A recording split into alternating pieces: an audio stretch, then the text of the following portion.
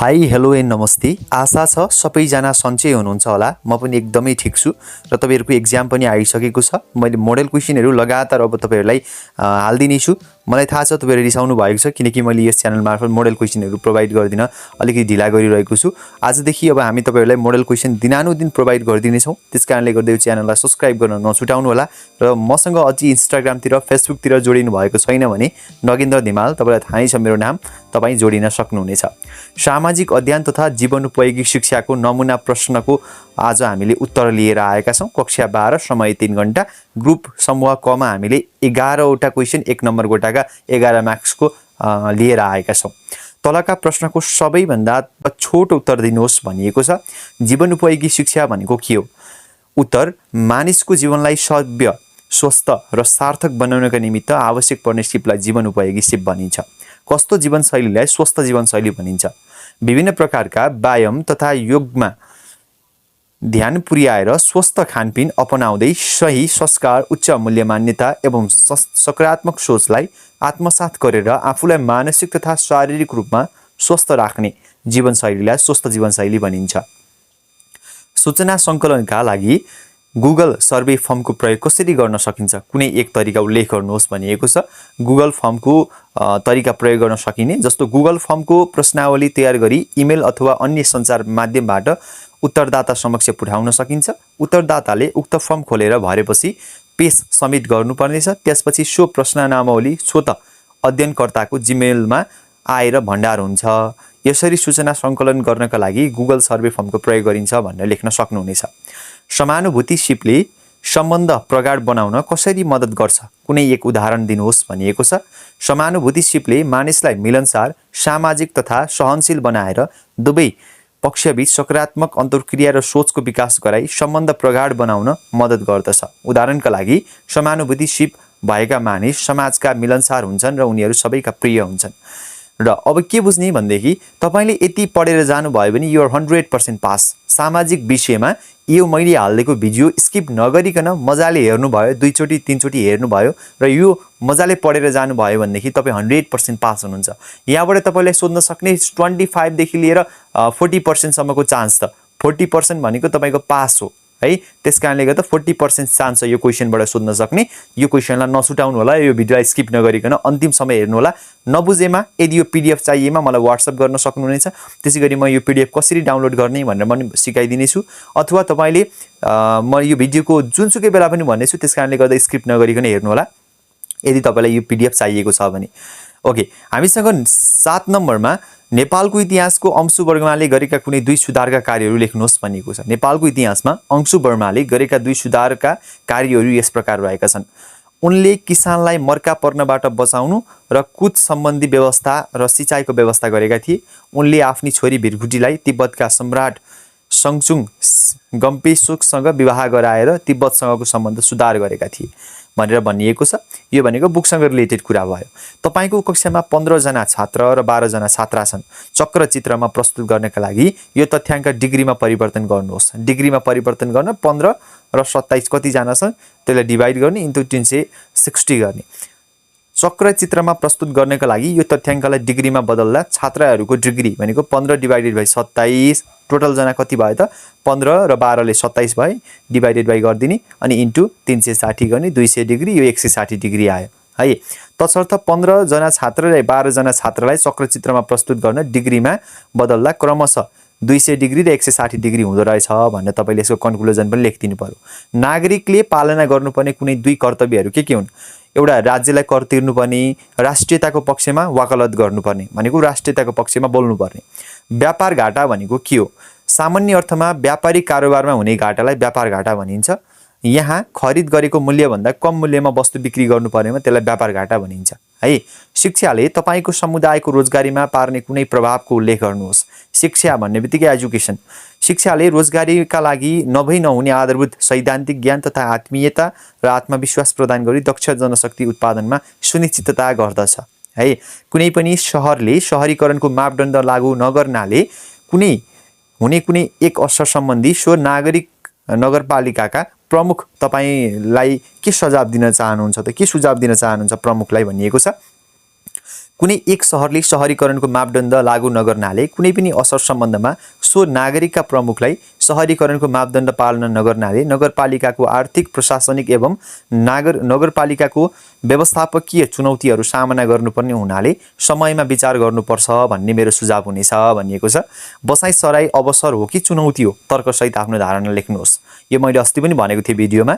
मेरो विचारमा बसाइसराई अवसर नभई चुनौती हो, किनभने मानिसहरू अवसरको खोजीमा सुविधायुक्त क्षेत्रमा बढी बसाइसराई गर्ने हुनाले ग्रामीण क्षेत्रको जनसङ्ख्या साथसाथै जनशक्ति घटेर ग्रामीण विकासमा बाधा पुग्दछ। समूह खमा हामीलाई 8वटा प्रश्न 5 नम्बर कोठाको 40 मार्क्स सोधिएको हुन्छ है। जीवनोपयोगी सिपलाई पूर्वीय तथा पाश्चिमात्य चिन्तनमा परम्परा अनुसार आफ्नो जीवनमा कसरी लागू भएको छ उदाहरणसहित प्रस्तुत गर्नुहोस्। एन्सर मैले यहाँ राखिदिएको छु। यो भिडियो एकदमै धेरै लामो हुन्छ, सबै मैले एन्सर भन्न थालेँ भने त्यसकारणले गर्दा हजुरले PDF डाउनलोड गरेर पढ्नु होला भन्न चाहन्छु। मानिसको जीवनशैलीमा आउने दैनिक व्यवहारको गतिविधि अन्तर्गत पर्ने हरेक काम पुरा गर्ने दक्ष अनुसारको सिप उपयोगी जीवन उपयोगी सिप हो भनेर भनिदिएको छु। मैले बिस्तारै स्क्रोल गर्दैछु, यसलाई स्क्रिनशट गरेर पढ्न सक्नुहुनेछ। पूर्वीय परम्पराको मुख्य ध्येय आस्तिक दर्शन हो। म आस्तिक दर्शनमा विश्वास गर्छु भनिएको छ। यो तपाईँको बुकसँग रिलेटेड कुरा हो, बुकमा पनि छ, त्यहाँबाट पनि पढ्न सक्नुहुन्छ, अथवा मैले यहाँ स्विट एन्सर त्यसलाई चाहिँ मोडिफाई गरेर राखिदिएको छु, यहाँबाट पनि पढ्न सक्नुहुन्छ है। अथवा भनेको अरूमा क्वेसन छ, लेखन कार्यमा संलग्न रहने आफ्ना नातेदारलाई अरूका लेख रचना प्रयोग गर्दा कुन कुन नैतिक रूपमा पक्षमा ध्यान दिनुपर्छ, कुनै 5वटा ध्यान दिनुपर्ने कुराहरू पक्षहरू उल्लेख गर्नुहोस्। लेखन कार्यमा संलग्न रहने आफ्ना नातेदारलाई अरूका लेख रचना प्रयोग गर्दा निम्नलिखित नैतिक पक्षहरूमा ध्यान दिन सल्लाह दिनुपर्छ। जस्तो जुन लेख किताब इन्टरनेट वा लेखक प्रकाशनबाट आफूले सूचना वा तथ्याङ्क लिएको हो त्यसको उपयुक्त तरिकाले स्रोत उल्लेख गर्नुपर्छ। कहाँबाट लिएको स्रोत चाहिँ उल्लेख गर्नुपर्छ। आफूले तयार गरेको लेख आफ्ना गुरु वा अन्य जानकारलाई ल्याई पढाइदिएर उनीहरूको सुझाव अनुसार सच्याएर मात्र प्रकाशन गर्नुपर्नेछ। यसो गर्दा बौद्धिक चोरी हुने सम्भावना कम हुन्छ भनिएको छ। त्यसैगरी जनसङ्ख्या बोल्दछ, त्यसैले वर्तमान विश्व भाषिक विविधताको अनुभव साङ्गीतिक रूपमा पनि लिन सकिन्छ। एकमा जातीय विविधता, सांस्कृतिक विविधता, भौगोलिक विविधता र 14 नम्बरमा अन्तर्प्रादेशिक सम्बन्धको सामाजिक तथा सांस्कृतिक आयामको व्याख्या गर्नुहोस् भनिएको छ। यसको पनि मैले एन्सर राखिदिएको छु, यहाँबाट तपाईँले हेर्न सक्नुहुनेछ। कुनै स्रोतबाट लिँदा उनीहरूको भनाइ र जस्ताको तस्तै राख्ने हो भने त्यसलाई उदाहरण अथवा उद्गार चिन्हको प्रयोग गर्नुपर्छ। उपयुक्त तरिकाले स्रोत उल्लेख गर्नुपर्छ। आफ्नो लेख प्रार्थना अथवा प्रतिवेदनको अन्तिममा सामग्रीहरू सङ्कलन गर्नुपर्छ। 14 नम्बरको धार्मिक विविधताहरू अथवा वर्तमान विश्व विविधतायुक्त छ भन्ने आधारहरू तल प्रस्तुत गरिएका छन् भनेको छ। त्यो अलिकति यताउता भएर चाहिँ PDF यहाँ माथि जुन छ यो चाहिँ तल 2 नम्बरको रहेछ भनेर बुझ्ने। 13 नम्बरको यो धार्मिक विविधता, सांस्कृतिक विविधता भन्ने यो भौगोलिक विविधता, धार्मिक विविधता, सांस्कृतिक विविधता, जातीय विविधताहरू चाहिँ यो भनेको 13 नम्बरको र 14 नम्बरको अब योभन्दा पछाडि आउनेछ है। योभन्दा पछाडि आउने भनेको चाहिँ 14 नम्बरको रहेको छ। 14 नम्बरको भनेर चाहिँ अब तपाईँले यहाँदेखि तलको यो PDF को चाहिँ 14 नम्बरको है। अस्थायी बसोबास कुनै रोकबाट गर्न पाइने छैन। यस्ता प्रदेशका मानिसले अर्को प्रदेशमा हिमेवारी अथवा बिहेवारी गरी घरजम बसाउने सक्ने यस्ता कार्यमा कुनै पनि अवरोध बाधा अथवा यता व्यवस्थानहरू आउन दिनु हुँदैन भन्ने चाहिँ भनिएको छ।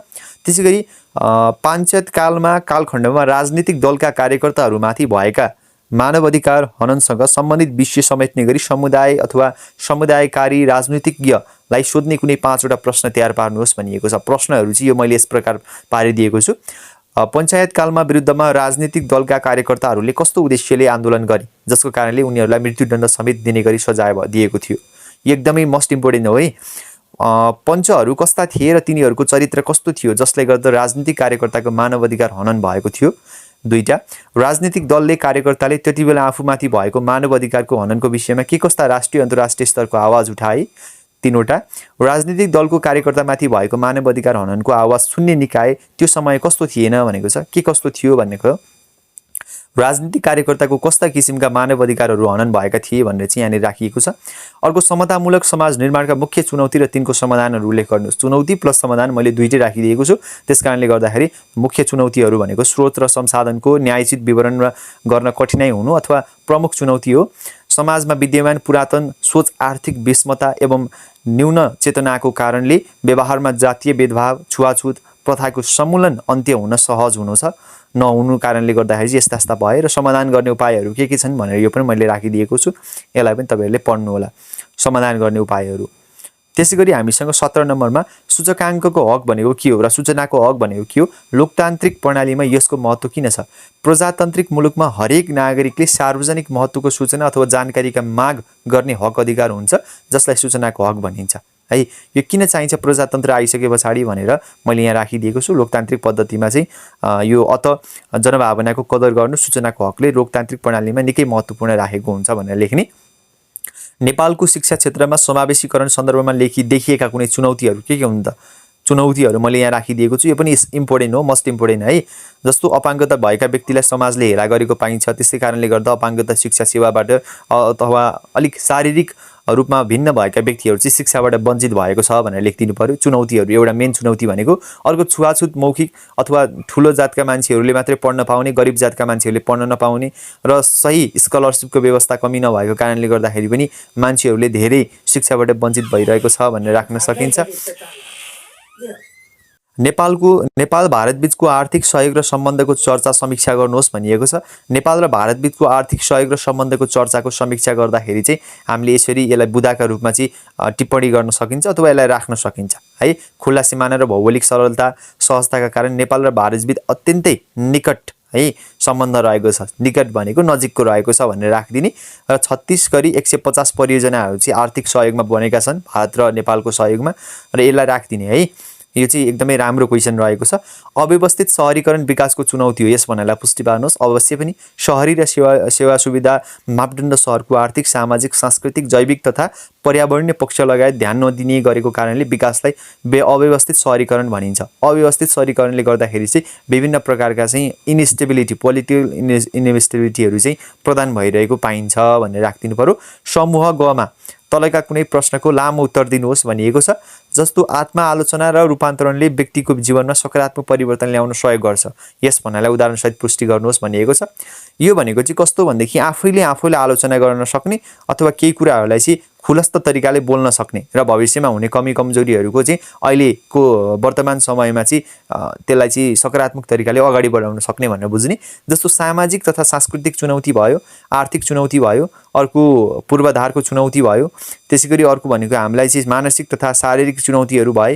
यस्ता प्रकारका चुनौतीहरू चाहिँ हामीले देख्न सक्छौँ। नेपालबाट 7वटै प्रदेशमा विकासका लागि कस्ता भौगोलिक अवसरहरू छन्, तिनको उपयोग कसरी गर्न सकिन्छ, आफ्नो विचार प्रस्तुत गर्नु। भौगोलिक अवस्था भनेको चाहिँ त्यसको विविधता, त्यहाँको भौगोलिक रहनसहन कस्तो छ। जस्तो नेपालको प्रदेश नम्बर 1 मा 3वटा भौगोलिक क्षेत्रहरू जस्तै हिमाल, पहाड, तराईका जिल्लाहरू समावेश छन्। 2 नम्बर प्रदेश भनेको चाहिँ भौगोलिक उर्वर मलिलो माटो रहेको छ, जसमा चाहिँ ओसिलो किसिमको हावापानी, उष्ण सदाबहार जङ्गल पाइने हुनाले कृषि उत्पादनका लागि एकदमै धेरै चाहिँ प्रख्यात मानिन्छ। बागमती प्रदेश भनेको भौगोलिक अवस्थामा विशेष त पहाडी क्षेत्रले ढाकिएको छ र अलिअलि समथर जमिनहरू रहेको छ। गण्डकी प्रदेश भनेको हिमाली र पहाडी अथवा तराई गरी 3वटा धरातलीय स्वरूपले ओगटेको हुनाले धौरागिरी, अन्नपूर्ण, माछापुच्छ्रे जस्ता हिमालहरू, कालीगण्डकी, मर्साङदी, चेपे जस्ता प्रमुख नदीहरू, फेवाताल, बेगनताल है, बेगनासताल, हुर्पाताल जस्ता ठुला तालहरू र पर्यटन व्यवसायले प्रबन्धन, रोजगारी, मनोरञ्जन जस्ता अवसरहरू चाहिँ पर्याप्त मात्रामा त्यो क्षेत्रमा पाइन्छ भन्नु पर्यो।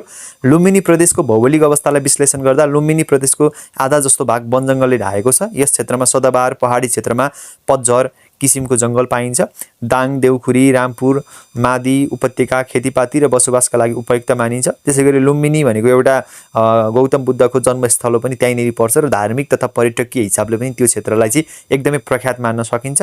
प्रदेश नम्बर त्यसैगरी राणा परिवारको आन्तरिक कलह, राणा परिवारलाई 3 श्रेणीमा विभाजन गरिनु, राजनीतिक चेतनाको विकास, राजा त्रिभुवनको त्यसरी गद्दी त्याग गर्नु र दोस्रो विश्वयुद्ध भारतीय स्वतन्त्र र समग्र विश्वव्यापी प्रजातान्त्रिक लहर हुनु भनिएको छ। त्यसैगरी विक्रमसम्म 2007 सालको क्रान्ति पश्चात राणा शासनको अन्त्य भएपछि पनि देशको अवस्था भने सुधार उन्मुख अवस्थामा थिएन भनेर राख्नु पर्यो। क्रान्ति पश्चात देशमा उत्पन्न भएका कारणहरू के छन् त भनेर राख्ने यसलाई है। जस्तो कर्णाली प्रदेशको भौगोलिक अवस्थामा मूल्याङ्कन गर्दा यस प्रदेशको उत्तरी भागमा हिमाली, दक्षिण त्यसैगरी मध्य पहाडी क्षेत्रहरू पर्दछन् भनेर राखिदिनु पर्यो र यस क्षेत्रमा पर्ने अलिक एकदमै फेमस कुराहरूलाई चाहिँ यहाँनिर राखिदिने है। अर्को छ अथवामा विक्रमसम्म 2007 सालको क्रान्ति र त्यसपछि देशमा उत्पन्न भएका अवस्थाहरूका कारण के थिए, त्यस्तो अवस्था आउन नदिने के गर्न सकिन्थ्यो, आफ्नो विचार प्रस्तुत गर्नुहोस् भनिएको छ। उत्तरमा चाहिँ हामीले विक्रम 2007 सालको 104 वर्षको क्रान्ति जहानीय राणा शासनबाट भएको थियो र क्रान्तिका कारणहरू यस्ता प्रकार रहेका छन् भनेर राख्दिने र भूमिकाहरू यस प्रकार रहेका छन् भनेर राख्दिन सकिन्छ हामीले है।